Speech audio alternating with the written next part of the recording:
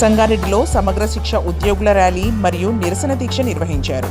CM Revanth Reddy ఇచ్చిన హామీ మేరకు సమగ్ర శిక్షను విద్యాశాఖలో విలీనం చేసి ఉద్యోగులను రెగ్యులరైజ్ చేయాలని డిమాండ్ చేస్తూ సంగారెడ్డిలోని ఐబీ నుండి జిల్లా కలెక్టరేట్ వరకు ర్యాలీ మరియు నిరసన దీక్ష నిర్వహించారు. ఈ కార్యక్రమంలో జేఏసీ అధ్యక్షులు శేషాద్రి, ప్రధాన కార్యదర్శి ఉమాదేవి, సిఆర్పి జిల్లా అధ్యక్షుడు దత్తు, ఎంఐఎస్ కోఆర్డినేటర్ విక్టర్, రాజు, కల్పన, కవిత, మహేష్, అనిల్ చారి తదితరులు పాల్గొన్నారు.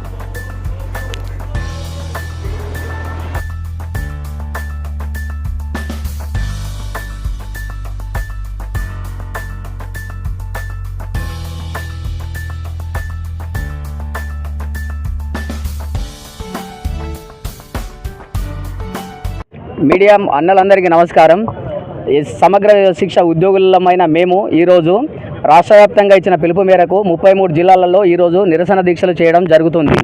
అసలు ఉద్దేశం ఏంటంటే, మేము ఈ వ్యవస్థలకు వచ్చి ఒక్కొక్కరు ఒక్కొక్క టైంలో వచ్చి 2004 నుంచి ఈ వ్యవస్థలో పనిచేయడం జరుగుతుంది. అతి తక్కువ వేతనంతో పనిచేయడం జరుగుతుంది.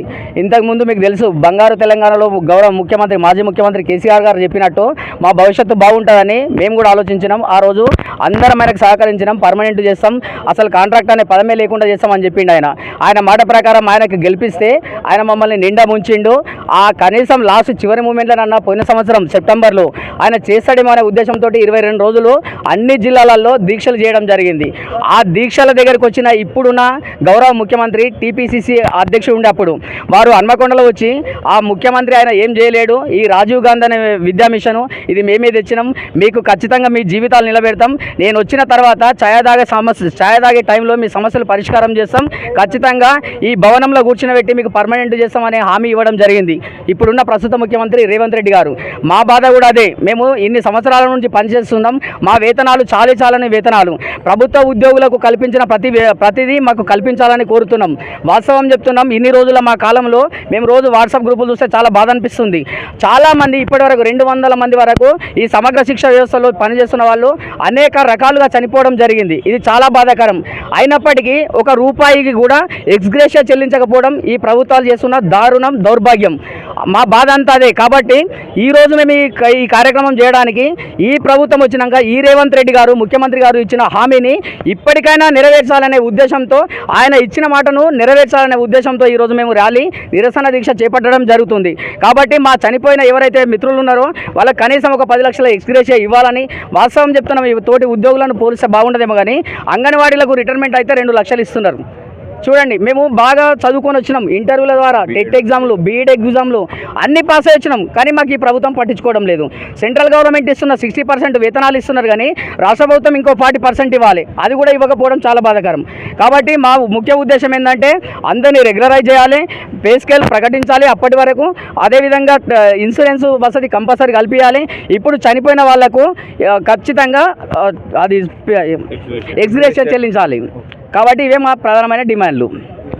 మరెల్లి అడివప్ప, తెలంగాణ ప్రాంత ఉపాధ్యాయ సంఘం సంగారెడ్డి జిల్లా ప్రధాన కార్యదర్శిగా సమగ్ర విద్యా వ్యవస్థలో పనిచేస్తున్నటువంటి సమగ్ర శిక్ష ఉద్యోగుల అధ్యక్షుడు మధురనేని శేషాద్రి గారు, ప్రధాన కార్యదర్శి ఉమాదేవి గారు, మరియు ఈ రాష్ట్ర శాఖ పిలుపు మేరకు విచ్చేసినటువంటి ఉద్యోగులందరికీ తెలంగాణ ప్రాంత ఉపాధ్యాయ సంఘం తరఫున వాళ్ళ యొక్క ప్రధాన డిమాండ్లలో గత ప్రభుత్వం వీళ్లకు ఏ విద్యా వ్యవస్థలో కానీ ప్రభుత్వ వ్యవస్థలో కాంట్రాక్ట్ వ్యవస్థ లేకుండా చేస్తానని హామీ ఇచ్చిన గత ప్రభుత్వం వీళ్ళ నిర్లక్ష్యం చేయడం కారణంగా గత ప్రభుత్వంలో కూడా 22 రోజులు వీళ్ళు సమ్మె చేశారు. వారికి అప్పుడు కూడా మేము మద్దతు తెలపడం జరిగింది. ఇప్పుడు కూడా వీళ్ళ యొక్క ప్రధాన డిమాండ్లు అయినటువంటి ఉద్యోగ భద్రత, టైం స్కేల్, తర్వాత మహిళా ఉద్యోగినులకు ప్రభుత్వ ఉద్యోగులతో సమానంగా 180 రోజుల ప్రసూతి సెలవులు మరియు ఆరోగ్య భద్రత, జీవిత భద్రత, ఇవి అయినటువంటి ప్రధాన డిమాండ్లు నెరవేర్చాలని గతంలో ప్రతిపక్షంలో ఉన్నటువంటి ప్రస్తుత ముఖ్యమంత్రి కూడా వీళ్లకు హామీ ఇవ్వడం జరిగింది. ప్రభుత్వానికి కూడా తెలంగాణ ప్రాంత ఉపాధ్యాయ సంఘం తరఫున రిక్వెస్ట్ కూడా చేస్తున్నాం. ఏంటంటే, వీళ్ళు చాలని జీతాలతో ఉద్యోగాలు చేస్తున్నటువంటి వాళ్లకు ఉద్యోగ భద్రత కల్పించి వాళ్ళ యొక్క జీవితాలను కాపాడాలని ముఖ్యమంత్రికి తెలంగాణ ప్రాంత ఉపాధ్యాయ సంఘం తరఫున విజ్ఞప్తి చేస్తున్నాం. Thanks for watching NV News. Please like, share, and don't forget to comment. Please subscribe our channel and press bell icon.